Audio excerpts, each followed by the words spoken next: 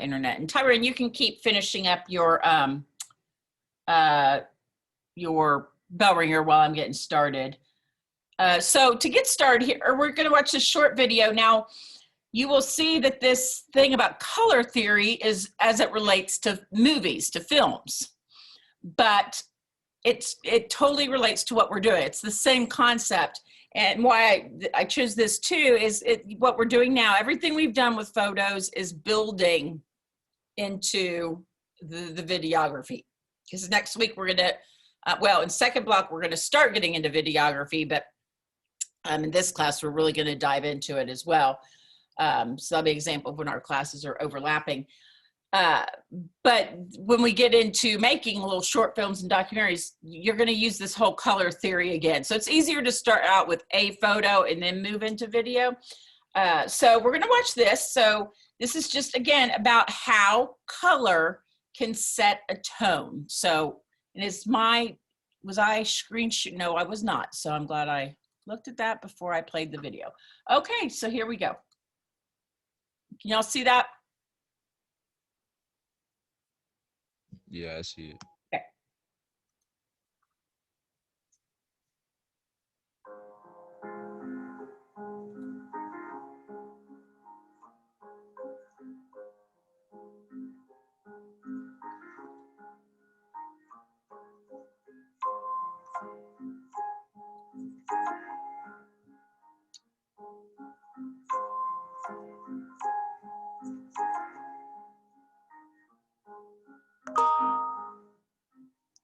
What is colour? If someone were to ask you that question, what would you say? How do you explain what magenta looks like? Nice trick. Or how turquoise feels? There's a number of things you could say to define what colour is. It's our psychological reaction to different wavelengths of visible light. It's how we visually perceive our reality. But what would I answer? It's my favourite aspect of visual storytelling. And that's the question that we're going to answer today. How can colour tell a story? Film school, academy, or institution of cinema or photography, they never teach us in the knowledge of art, mainly technology, which is very important technology, of course, in order to be able to portray, to realize the idea. But nobody is explaining to us the meaning, the philosophy of light, the philosophy of color. Since before we were even able to actualize sound in films, we've been obsessed with colour. Film has always been about the visual, and the primordial age of cinema displays a lens that we were willing to go to just to capture its essence. Before filters and cameras existed, innovators like Edison and Méliès would hand-tint their films. They would literally paint onto their film stock to enhance their images, so they could become all the more wondrous. Colour was initially used to show the dreamlike quality of cinema. The fictional visual medium was the pinnacle of escapism, so colour was used to show how distant from our reality it was. But it didn't take filmmakers too long to discover that colour was an essential component of storytelling. It seemed as though a new way to colorise films was being made every day. Using tinting, film stock could be completely tinged to a certain colour. Famously in Intolerance, D.W. Griffith used an array of tints to show the difference between various periods of time. Filmmakers then developed on this usage of colour, with artists such as Benjamin Christensen realising our inherent psychological reactions to different colours. We would feel much more on edge when the screen was covered in red, which contrasted to the much more serene shots bathed in blue. Colour soon became a way to symbolise the inner workings of characters. In Erich von Stroheim's Greed, we follow a man whose wife wins a lottery. We see the money hand-tinted yellow, and by the end of the film, as the man's possessiveness grows, the entire film is engulfed in yellow, symbolising the man's complete consumption in its use of colour alone. Cinema had just gained a new way of metaphoric storytelling. These are just a few examples of how colour is used to tell a story. But once Technicolor developed their 3-strip colour technique, a brand new world of opportunity was open to us.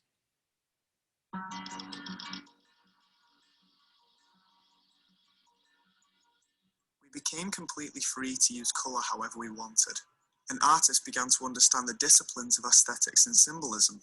But how is it possible that the methods of the silent era have held through to the 21st century? Intolerance showed us the way colour can separate place and time, the same way Hero uses its art direction to show stories from different perspectives.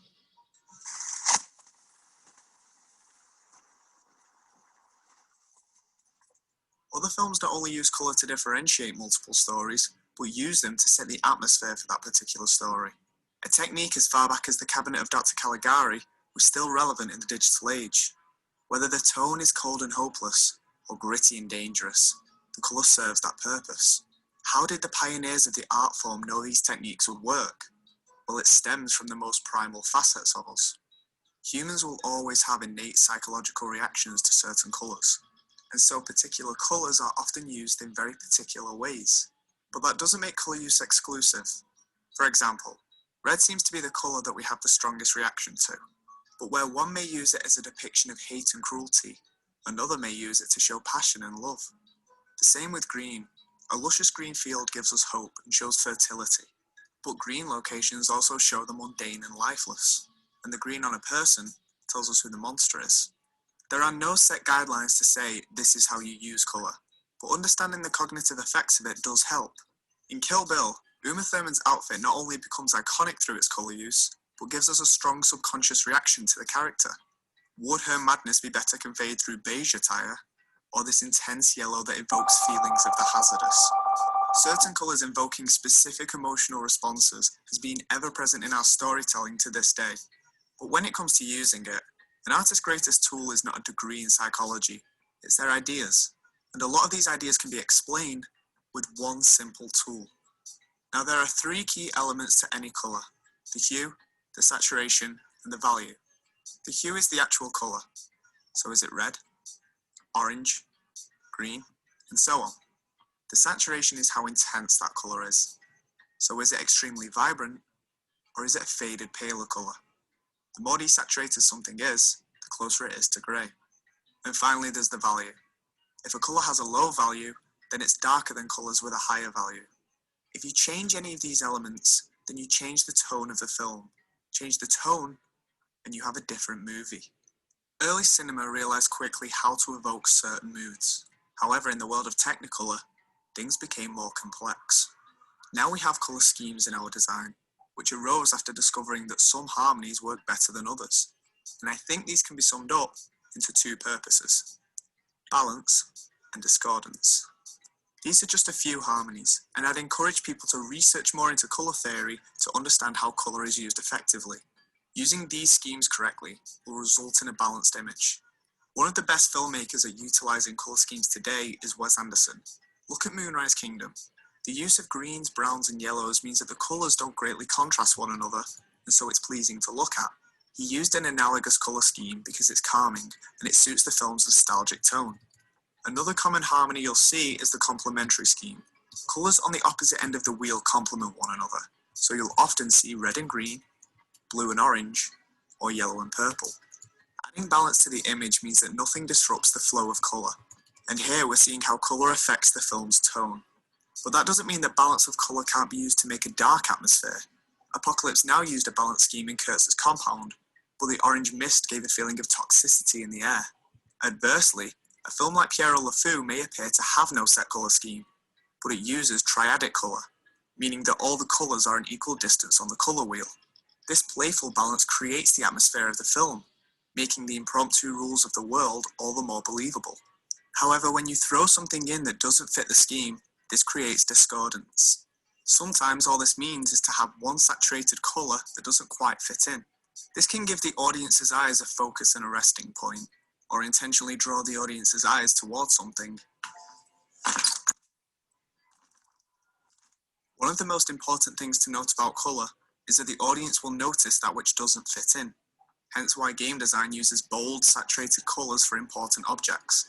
By introducing a new colour to an established scheme, this can be an effective method in showing that the mood of the film has been unsettled. So if colour can affect us on such an intrinsic level, surely it can be used to add context to the image. Again, going back to Wes Anderson, colour is often the context for his stories. In The Royal Tenenbaums, Gene Hackman does terrible things, but because of his pale pink clothing, we know not to take anything he does too seriously, as the colours render him silly. The same with the Grand Budapest Hotel. All you have to do is look at how colourful the images are to know that nothing here carries much emotional weight. Colour's effect on us is a psychological anomaly, and we may not know why it affects us, but it does.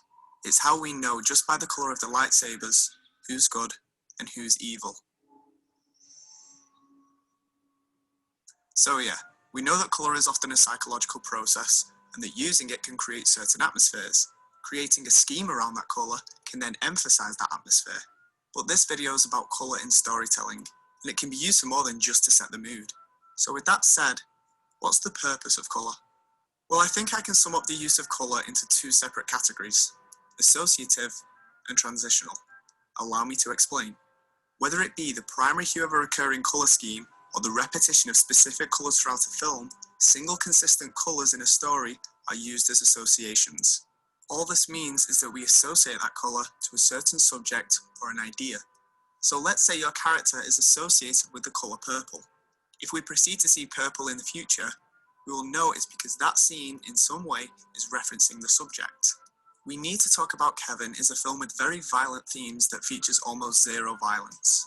However, the constant appearance of the colour red acts as a reminder to the audience that violence is the undercurrent to this entire story. In this instance, red is associated with blood. But that doesn't mean that all associations have to follow the social constraints of a colour. For instance, in The Godfather, orange is associated with death. This is to show that repetition of single colours in a scheme shows some kind of interrelation to an idea. If certain colours are recurrent throughout a story, try and find the subject it's related to. That's the association. So if that's the purpose of consistent colours, then a change in colour shows transition. If a colour has been associated to a subject, and that colour then shifts, it signifies a change in something. Transitions can be something as simple as a location, or be something more complex, like your character's state of mind. In The Last Emperor, as the character discovers more about the world around him, the colour palette shifts. The world of tradition and the character's naivete is displayed by the world of red. However, as the character begins to learn more, the colour goes from red to orange, yellow, and finally, once he becomes fully comprehensive of his surroundings, he's bounded to green. The colours transition along with the subject's characteristics. This effective system of colour transition becomes even more unique when it's examined on the colour wheel, because red, orange, yellow, and green are consecutive. To go from red to green shows that both the character and the wheel have turned 180 degrees. Colour transitions typically happen gradually over the course of films. Malcolm X's character arc in Spike Lee's eponymous biopic is reflected by the change in colours over time.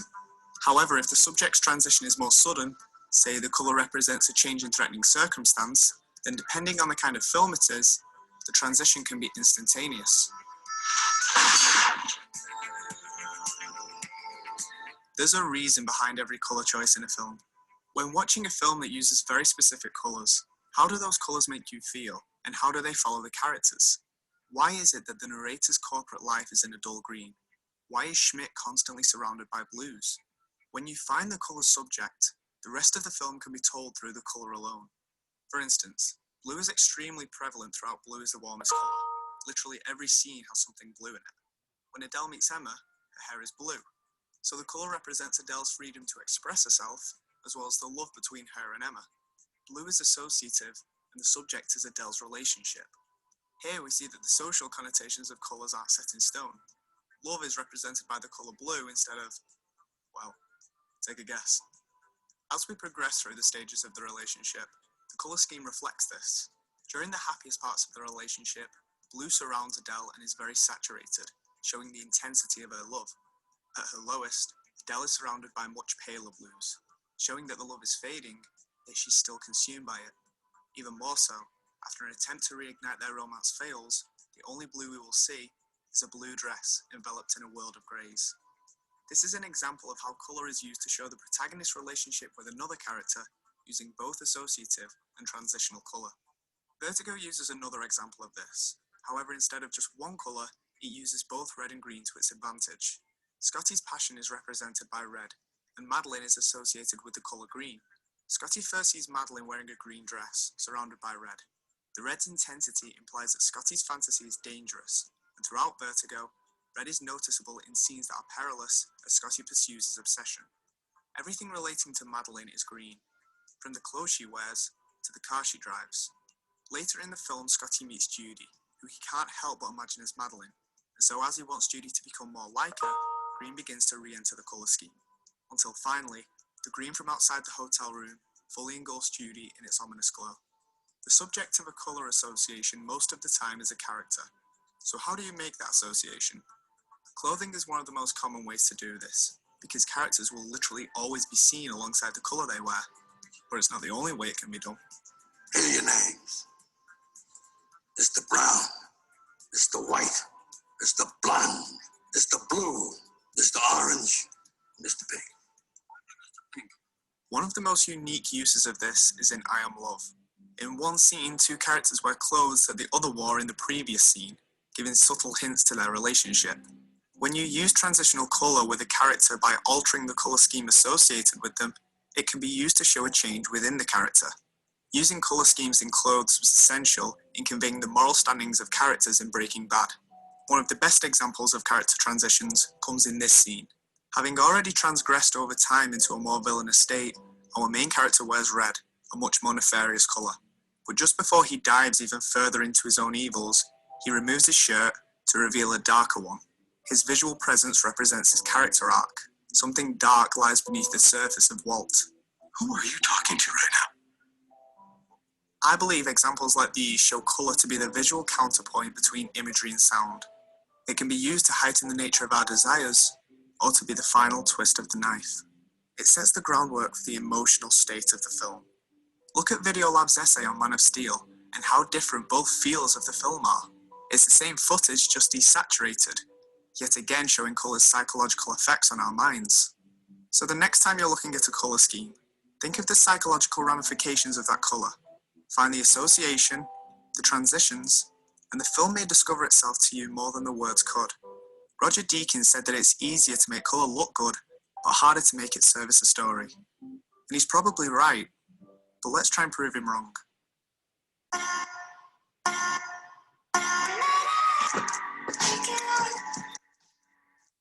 Okay, so again, I realize we're starting with a photo, but I think it's easier to start with one image. And really, this gets, if you notice from listening to this, and Caitlin, I hope you're fascinated by it, this is really psychology, is what this is. This is psychology. And we don't always know why. That's why I asked you all on your thing, why, why is something your favorite color? Maybe you don't really know. You just know you like it, but you like it because it obviously makes you feel something, right? So here, Amaya, pink makes her feel comfy and happy. Green, calming, reminder of nature. Blue, because it fits me as a person and makes me happy. Susie, light pink. Now see, she did a degree, light pink, because it looks good on me when I dress and it makes me feel natural. So see, this is all, it's psychology. And so again, as he said numerous times throughout there, we don't necessarily always know why. And I also think it's interesting in film that they've made these decisions from outfits that we as viewers aren't going to notice, overtly. But when we go and watch an analysis, you're like, oh my gosh, these are very deliberate things. But again, psychology is what these things are made from. So here's one color wheel. I've got a few in here, just depending upon what's easier to look at. So again, I'm going to get to the assignment here in a minute, but you're going to be doing 3 photos and choosing 3 different moods. Okay. So here's a color wheel that kind of describes them. Now, as he said, depending upon the saturation, like they use the green. The one was real vibrant out in nature, but then you dial down that saturation. There's green in it, but it was more of a green gray, and that was sort of a little bit more depressing, a little bit, drab. So again, one color on a wheel, they use red as an example, could mean anger and violence or love, passion. So again, one size doesn't fit all with pretty much everything in our creativity class. So use this color wheel, and then you're going to pick 3. I also kind of broke it down this way. If you're more of a, color description, again, here's an example: red, anger, passion, rage; desire, excitement, energy, speed; heat, love, aggression, danger, fire, blood, war, I mean, that, talk about running the spectrum. But again, depending upon what your photo is, your image with the color is going to help dictate what that feel is. So there's another one to help you through it. And then here is your assignment. So you took your 20 photos last week, okay? You chose 5 to turn black and white.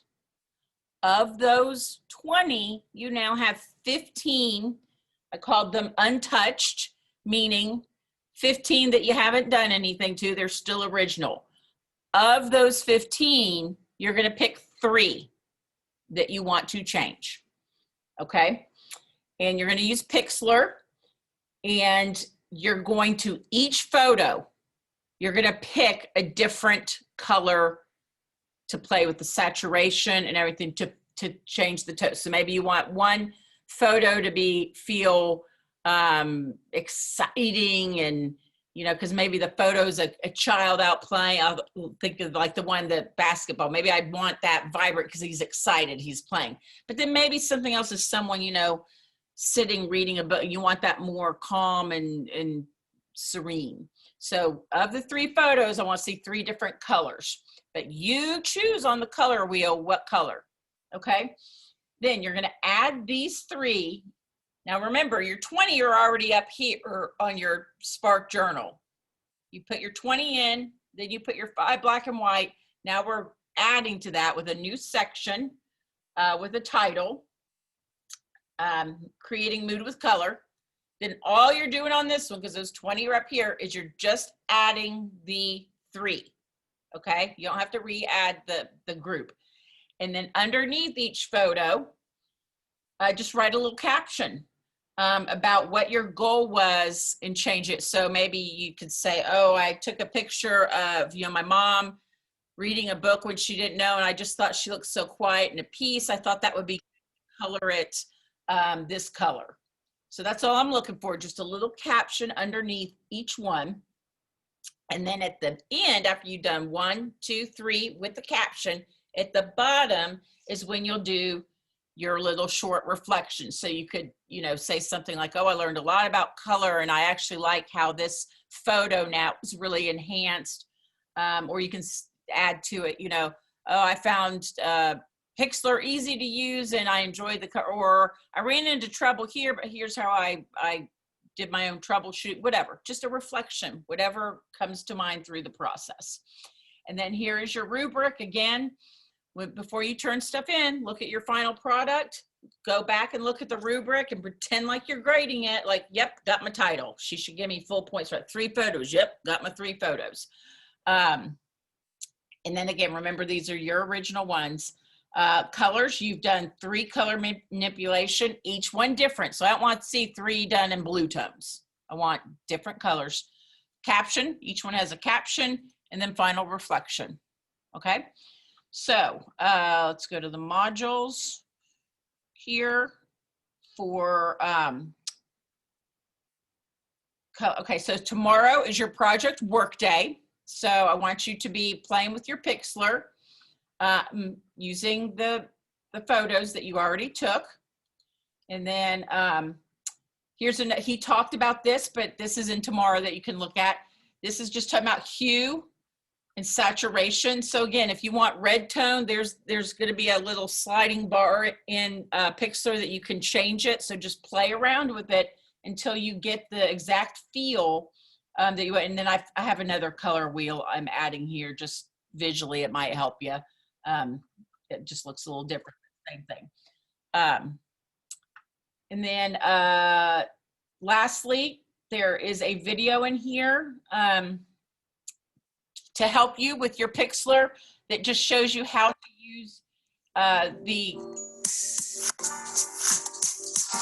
it just walks you through Pixlr, how to use those filter tools. So that will just help you out as you're using the Pixlr. So to recap, we I'm going to add another color wheel. Again, it's just the same thing, but I think sometimes that's why I did the one with the words and the color. Some of us look at things differently. It makes it easier to explain. The video explaining how to use that tool in Pixlr. So you'll work on that tomorrow, Thursday, in class. We'll probably just have a little session going over Pixlr and your status. That won't be a long class because I want to give you more time to really play. I hope you have fun when you get in here and you get lost with having fun playing with these things. So Thursday's class will be pretty short because I want to give you that extra time. So it'll be more of a check-in. If we have any questions, we can put Pixlr up together and go through it. And then Friday is when your 3 photos are due. Let's go back here. I think I have it at midnight. Yeah, at midnight. So aim to get that done. You know, you'll have all day tomorrow, you'll have Thursday, and then Friday. You know, after your other classes, you can continue working on it. Again, if you need time over the weekend, the last time I will take it is, I think 26, that would be Monday at midnight. It'll be when that assignment closes. But again, that's why I wanted to give you Thursday during class time. And that's how it will work. When y'all come back here, we do I do a lot of just very short lessons, and then you all work. So that's what we do in class is, like this lesson, I would do this. And so like if y'all were actually here right now, it's only 9:10. You would have, you know, we don't leave here until 11:07. So if we were actually here right now, I'd be like, okay, let's go work. And you'd be at your computers and you'd be working. And then that way we can go around and help each other. So that's what I'm going to kind of do. You'll have tomorrow to work and then Thursday. So with that, are there any questions about the assignment? Nope. Okay. And Susie, you can look over this and look over the, if you have any questions, you can get in touch with me. I know your internet cut out again. So just look over that. If you have any questions, I can answer it. And then again, tomorrow, I do have, tomorrow, I do need to go run some equipment to a couple people. So if you do need me, probably the best way tomorrow is just send me an email since I might be coming and going. And because if I might not be on Zoom, well, I won't be on Zoom the whole day. So if you just send me an email, if I'm here, because I always keep my email open, like right now, just binged. I always have that open. But that way, if I'm not here, I'm out on one of my runs, I'll see that you tried to get in touch with me, and then I'll get right back in touch with you. Or if I'm here, we'll just go ahead and load up Zoom. Okay.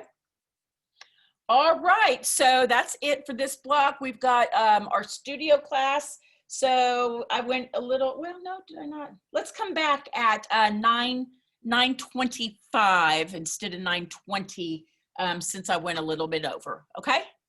I'll see you here shortly. Thank you.